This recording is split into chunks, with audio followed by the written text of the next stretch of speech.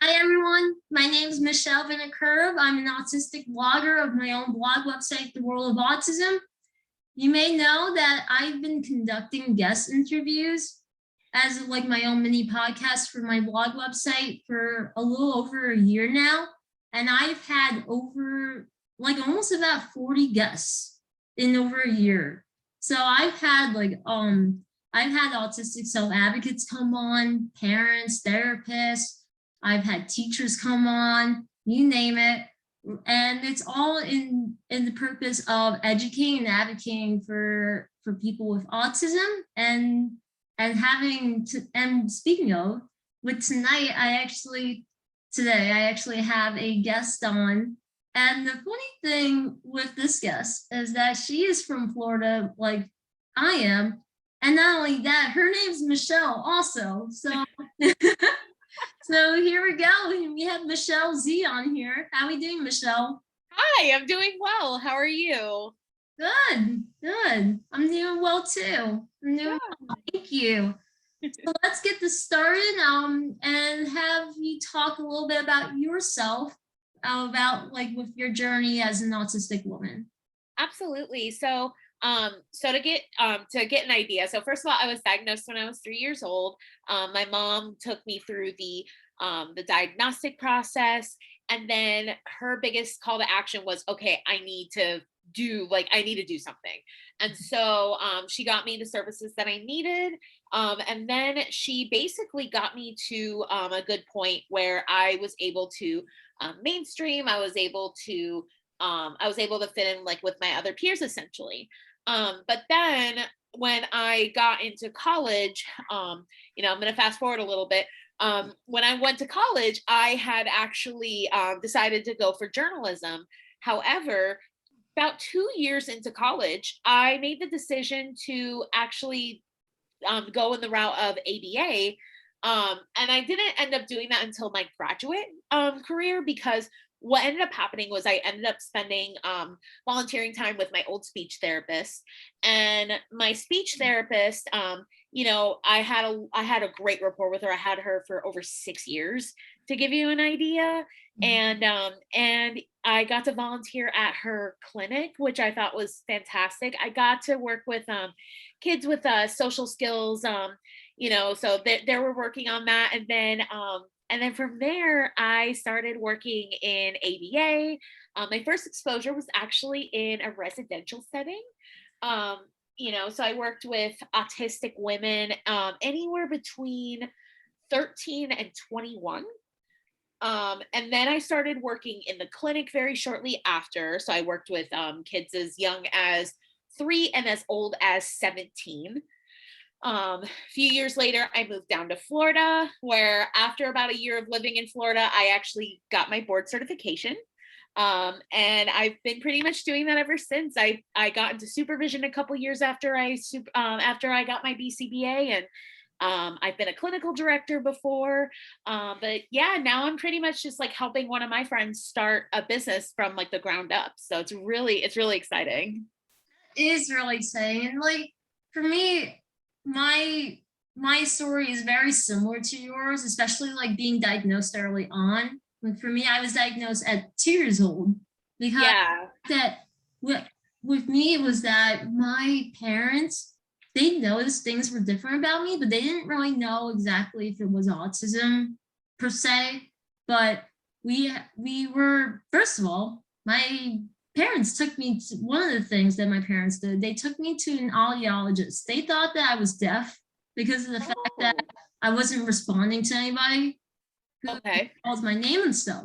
So the audiologist thought that, they said that I was fine. Like I was hearing, I had like good hearing. So it wasn't that. So we went back to the pediatrician that I went to, and they Okay. said that you gotta go to a neurologist. Like this is Okay. a bigger issue than with them. So went to a Right. neurologist and then got observed, tested, assessed, and everything. And that's where my autism diagnosis came from. Oh, So, wow. yeah, yeah, It's it's interesting too, because my mom knew there was something wrong with me like from a very, very early age, like a few months old. And what's so interesting about it too was like my mom took me to doctors, and doctors were like, "Oh, well, I'm the youngest in my family. I'm third of three." And the doctors were telling my mom, "Oh, well, it's just a third child thing. Oh, she's gonna be fine. She's just a little delayed." It didn't make sense, right? Oh yeah, that It doesn't make sense. no, And no. so one of my mom's friends showed her an article on autism, and when she saw that, she was like, "That's it, that's Michelle." And then she got me tested, and that's how I got my diagnosis. Oh, interesting. Yeah. Yeah, when my parents like kind of found out in a way, like in a way, it was also they learned a little knowledge about, like very little knowledge about it from a family friend of ours that coincidentally they do live here in Florida. And this was Yeah. and this was like way back before I was even living here. I was born in New York. I was diagnosed in New York. Okay. I don't know where you were originally from. Yeah, I got diagnosed in Sarasota, Florida. And I've pretty much lived in Florida for a big majority of my life. But I also have lived in like Indiana for over like a decade. So Wow. yeah. Huh. So yeah. Interesting. Yeah. Interesting. So I wanted to transition a little bit to where when you were telling earlier about with being a behavior analyst yourself, which is amazing. And as for me, I'm going through my own journey myself of building my career in the ABA field and everything, and I'll be taking my RBT exam real soon. So Nice. uh for you, like of because of your journey with going into the ABA field, like what was it with your speech therapist you said, like because of her clinic, did that inspire you a lot? Yeah, it did.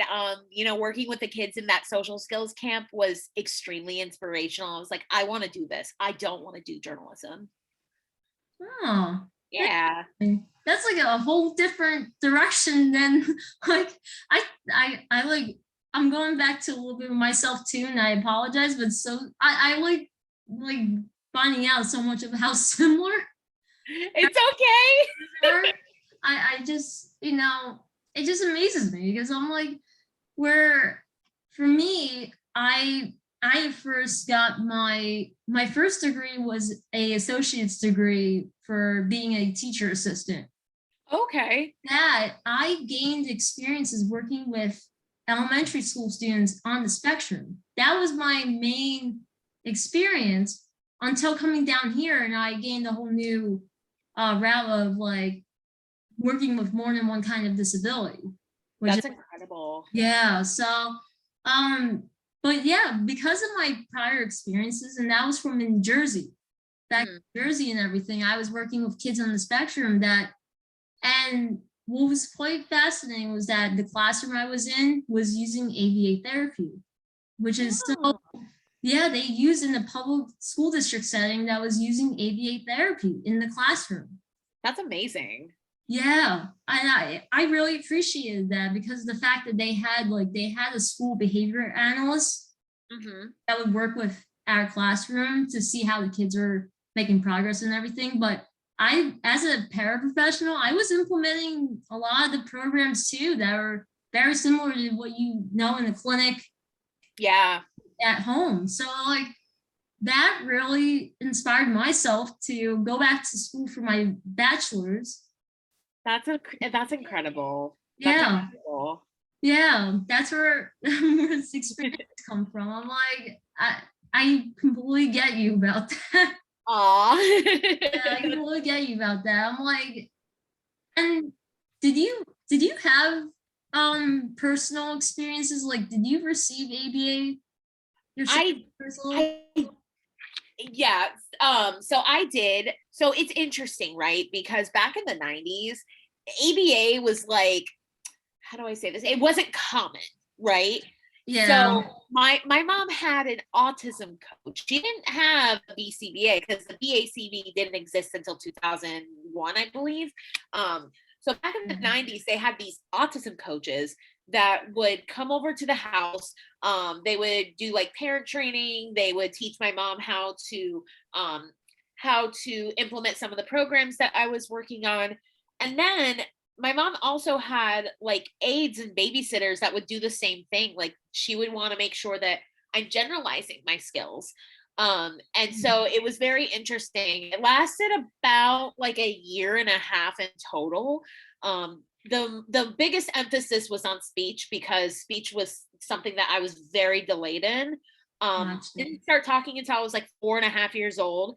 And aside from that too, I had issues with like nonverbal cues. I had issues with basic language. And so that's where like the emphasis of my speech therapy really came in. Interesting. Interesting. Just like you, like in regards to like all the services, like early intervention services, like I had a lot of speech therapy myself. Oh my gosh. Yeah, I had a It- lot of it it- myself. Even like I didn't say my first word until the age of 6. wow. 6 years old, and I didn't communicate fully in sentences until I was 10. That Oh wow. Yeah, I yeah, didn't start that's communicating in sentences, I think, till about like 5. So I understand that. yeah. So like that comes to show you of how with autism being such a spectrum, this is I want people to know that like right now, autism is a spectrum. It for everybody, it's so different from Mhm. childhood to adulthood. Oh, absolutely. Absolutely. Yeah. Meaning one person with autism means that you've met one autistic person. You haven't met the whole spectrum, you know? Yeah, So, exactly. yeah. Exactly. And so to continue back about with ABA, I know with you had your experiences as like a clinical director and everything. So like have you ever had like colleagues like seek advice from you about from your views as an autistic when it comes to working with clients? Absolutely. So I've had colleagues come up to me and really make sure that I'm being as culturally competent as possible. So, for example, when talking about our clients, we typically will say like autistic clients. And, like we always talk about making sure that we're honoring our clients. Client dignity is such a big deal. And so I really try to emphasize that with the RBTs that I work with. And, I've had some of them come up to me and say, like, from your perspective as an autistic person, is this intervention ethical or not? And, I think about that a lot because it's like I have children who engage in hand flapping, stereotypical behaviors Right. that I'm going to be honest, it's just, it's sensory. I mean, I flap my hands when I'm nervous and I'm excited, Yeah. so, but, how dare you try to reduce that, so my view on that is, unless it is impeding their skills, or if it's injurious, like if it's like injuring themselves or harming others, then I don't touch that, you know? I agree with you. Like it's like a boundary wise, like you gotta know like realistically. You know that if you got an autistic client that's stimming, but it's not hurting themselves, like self-injury, there's Right. reason to reduce it. There's Exactly. to reduce it. Like you have to respect, like that's where again it goes into with client dignity and everything. You have to respect like what a person's into. Exactly. Exactly. That is so big in this field. And it's so big for our Um, clients. Like they deserve the best treatment. And, they don't deserve someone saying, hey, put your hands down. Like let my clients stand. Let my clients dance around. Let my clients, script. Like let them have their output, you know? Yeah, exactly. Exactly. And just like to encourage like times of having it like when you're doing those sessions and everything, like to have those times. Because when you're like constantly going and like just keep on teaching, teaching, teaching, it comes to a point where like yeah, you're not Mhm. gonna want to learn when you're constantly like, you know, Yeah, when it's just drill, drill, drill, drill, drill, drill, drill. yeah. That's too much. That's And way too much.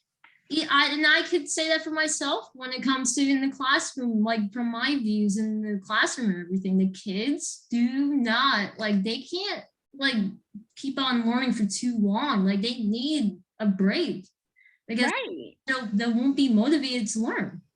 Exactly, exactly. If we don't provide our kids with any sort of breaks, I mean, our kids can end up like really end up like escalating to any other like behaviors. And that's why it's so important to make sure that we're giving our kids, access to, take a step away from the environment, take a step away from the work. Let them be able to breathe. Let them be able to do what they need to do to calm themselves down. Yeah, absolutely. I think that's what a lot of therapists should really consider, that a lot of with RBTs and BCBAs as well, that they should Yeah. then their practices more. So that's a good point right there. Thank you. Yeah, I agree 100%. Mhm. So I know we talked about a little bit with that's like one tip, but is there like any more advice that you want to give to behavior analysts who are working with clients on the spectrum? Keep in mind their family dynamic and cultural considerations. So, to give you an idea, with the job that I work in, I work with families that come from low socioeconomical, like that in particular environment. Mhm. And with those particular environments, they don't have access to ABA. And if it is, it's limited. Aside from that, their schools don't have a whole lot of resources either. And so we have to keep in mind the kind of dynamic that we're working with. We have to, keep up with the cultural aspect as well. I've had clients who are above the age of 10 who have never received ABA, but it's not because of a lack of trying, it's because of a lack of resources. And so when you're going into a client's home, you're a guest in their house at the end of the day. You want to make sure that you are being as courteous and as, willing to take feedback from parents. Like if I get told by a parent, hey, I don't want you to do this anymore, please change this, I'm going to change it. Because at the end of the day, yes, I am a BCBA. Yes, I am writing all the programs. I'm doing all of that.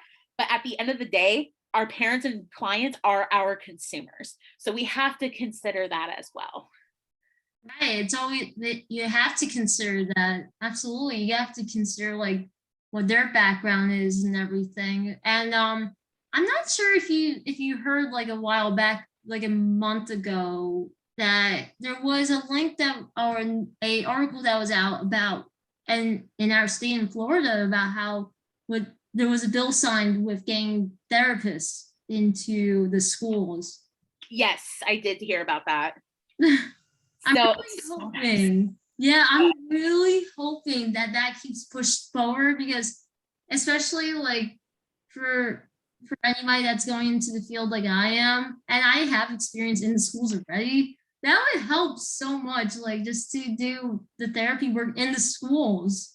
Yeah, That's yeah, no, that's so incredible. yeah. So that's why I hope with that it will push forward and that more like schools in Florida will have therapists in working in the schools with the kids. Because I especially like you said mhm. that with the families you have, the clients and their families, that you're working with that are coming from a tough background and everything. And Mhm. so like to get that kind of support in the schools would be so helpful. It would be. I wish that that was a common thing across, all across the country, because if our kids need behavioral supports in schools, we want to make sure that we're providing that behavioral support.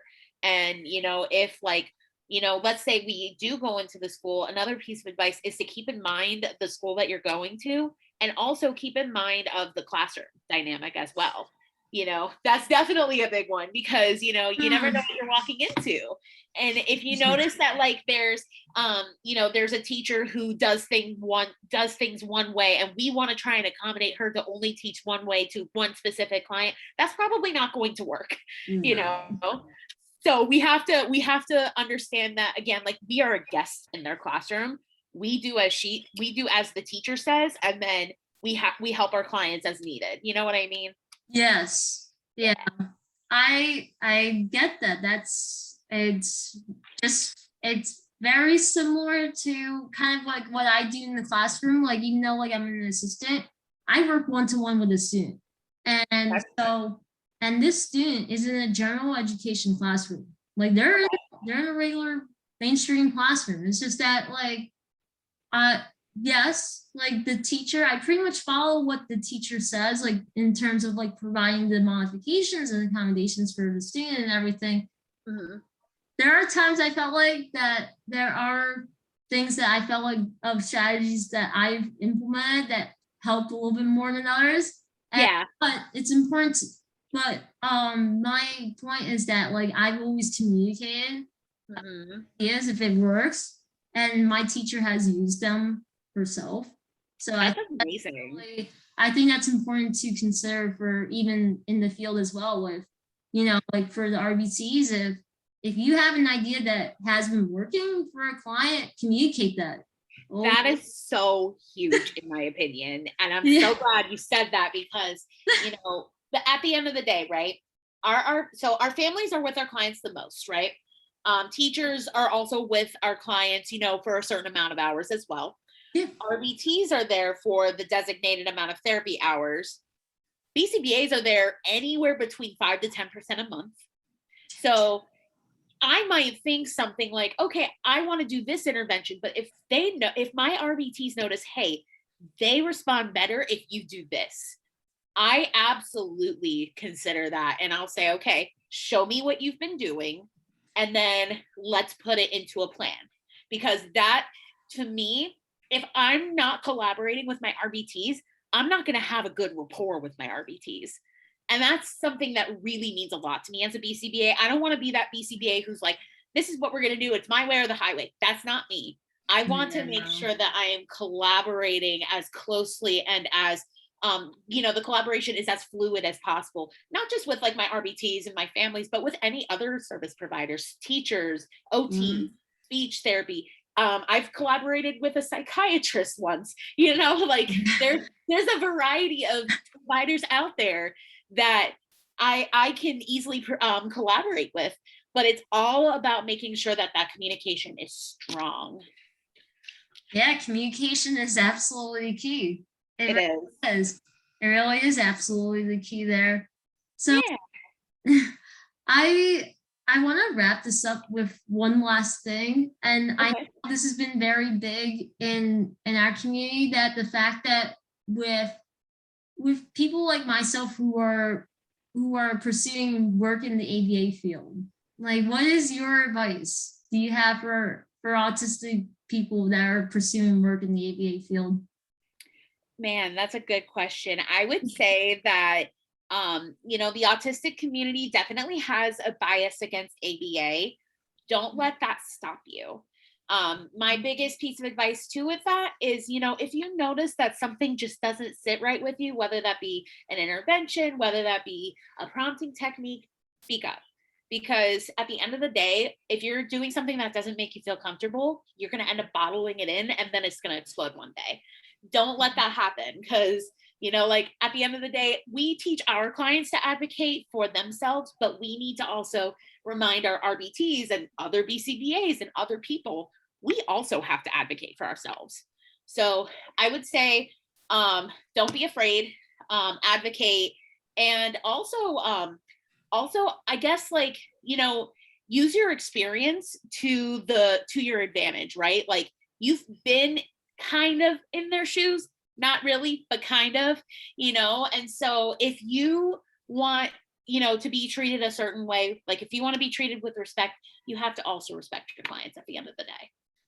Yeah, I absolutely. You know, like we've like we all of us have where we've had like our own parents like advocating for us, and we've learned over time. Now it's time to teach it to our clients and everything and our students, so that way they can for themselves. And also when it comes to in the field that advocating for their needs is so important. And if something does not work, definitely speak up. Absolutely. I can agree more about that. Yes, I hear that for sure. Mm-hmm. Mm-hmm. Michelle, I want to thank you so much for coming on to share from your perspective. And just this was such a great conversation and everything. I absolutely loved it. And I hope that this will definitely help with ABA companies and even just for autistic people in general who are pursuing work in the ABA field. Like, I know I've been working on my journey and everything, just going even towards with it, starting out as an RBT and everything, going more into the field, even though like I have more so of the education perspective, but just to have that background is a good start. Uh, Aw, so thank you, Michelle. thank you so much. It was lovely talking with you. Thank you. And for everyone, if you don't follow me already, make sure you follow me as Self Advocate MV. My professional profile name is Exceptional Shell. You can find me on Instagram, Facebook, Twitter, Pinterest, TikTok, you name it. I also have a YouTube channel that has all the guest interviews on them. So definitely follow that. And follow my blog website, The World of Autism. Awesome. Thank you again, Michelle. Perfect. Thank you so much. Thank you.